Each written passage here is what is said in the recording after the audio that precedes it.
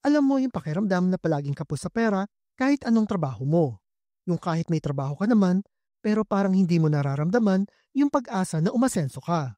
Marami sa ating Pilipino ang may pangarap na makaahon sa kahirapan, makabili ng sariling bahay, makapag-ipon, at mabigyan ng mas magandang buhay ang pamilya. Pero sa totoo lang, hindi lang diskarte at sipag ang kailangan. Minsan ang totoong kalaban ay nasa desisyon natin mismo, lalo na pagdating sa pera. Kaya sa video na ito, pag-uusapan natin ang 8 pinakapangkaraniwang financial mistake na paulit-ulit na ginagawa ng maraming Pilipino.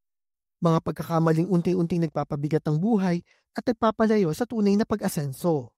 Pero don't worry, hindi lang ito listahan ng mga pagkakamali.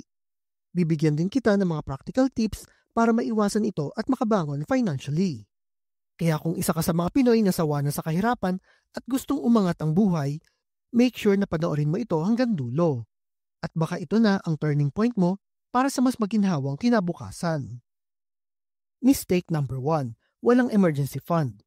Ito ang isa sa mga pinaka-basic pero madalas nating binabaliwala, ang kawalan ng emergency fund.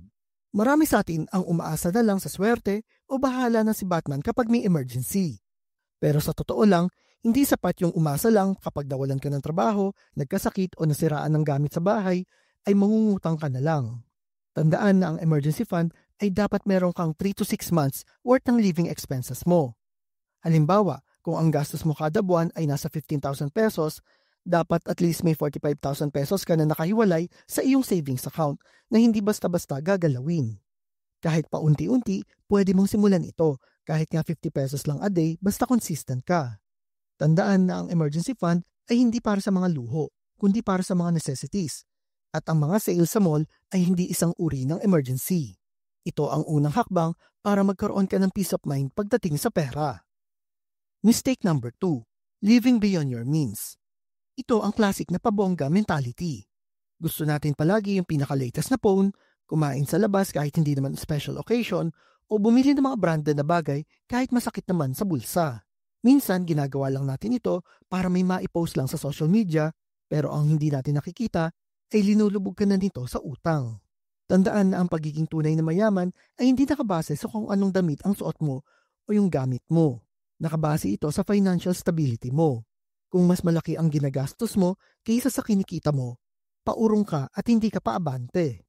Ang solusyon, budgeting at disiplina. Bago ka bumili ng isang bagay, tanungin mo muna ang sarili mo. Kailangan ko ba talaga ito o gusto ko lang?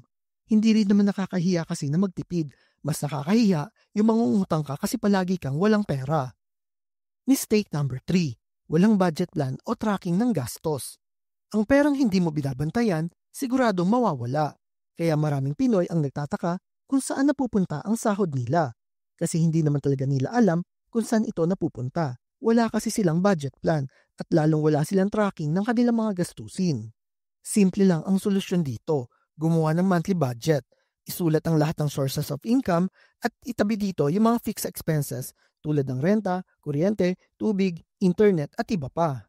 Then ilista mo rin yung mga discretionary o nice to have na gastos tulad ng minsan ng pagkain sa labas o pagbili ng mga bagay na gusto mo.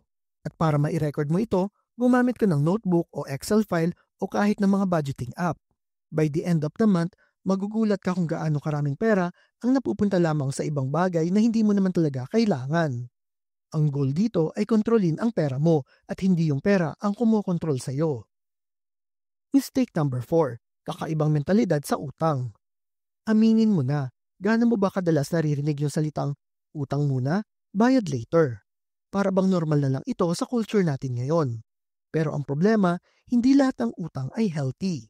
Meron kasi tayong tinatawag na bad debt o yung mga utang na ginagamit pambili ng mga luho o yung mga bagay na hindi naman talaga kailangan na binibili mo lang para may maipost ka sa social media. Marami na rin kasi ang nauubos ang sahod kakabayad ng interes sa credit card, utang sa 5-6 o kahit sa mga kaibigan. Masakit man tanggapin pero kung hindi mo ito babaguhin ang mindset mo tungkol sa utang, mahirap ka talagang makakaahon. Hindi naman masama ang umutang, lalo na kung ito ay para sa negosyo, para sa mga emergency o para mag-upgrade ng skills mo. Pero dapat may malinaw kang plano kung paano mo ito babayaran. At kung lagi ka lang umaasa sa utang para mabuhay, Ang ibig sabihin, may kailangan kang baguhin sa lifestyle mo. Mistake number 5, walang ipon o savings plan. Paano nga ako makakapag-ipon? Kulang nga yung kinikita ko. Ito ang madalas nating naririnig. Pero sa totoo lang, hindi sa laki ng kita ang tunay na pag-iipon, kundi nasa galing nating gumawa ng diskarte para makapag-ipon ng pera. Marami kasi sa atin ang naghihintay ng malaking kita bago mag-ipon. Pero pag dumating na ang pera, mas malaki naman ang ginagastos mo pa rin. Ang sikreto, pay yourself first. Iset mo kagad ang 10% ng kita mo sa savings bago ka gumastos. Pwede ka rin gumamit ng mga automatic transfer para hindi ka na mapunta sa hassle ng pagtatransfer ng pera mo from one bank to another bank. Kung kaya mo nga na mag-load sa cellphone mo araw-araw, kaya mo rin mag-ipon paunti-unti. Ang pag-iipon ay hindi lang para sa future mo. Ito rin ay protection mo sa mga biglaang gastusin at daan para makapagsimula ka na isang negosyo o makapag-invest later on. Mistake number 6, walang investment mindset. Lagi nating naririnig yung mag-aral ka na mabuti para makakuha ka ng magandang trabaho. Pero bihira tayong tinuturuan ng mindset na gumamit ka ng pera para kumita pa ng mas maraming pera. At isa ito sa mga nawawalang piraso ng financial literacy na hindi alam ng karamihan ng mga Pinoy. Ang investing kasi ay hindi na lang para sa mga mayayaman, lalo na sa panahon ngayon na maraming accessible na investment option na kahit maliit lang ang puhunan mo.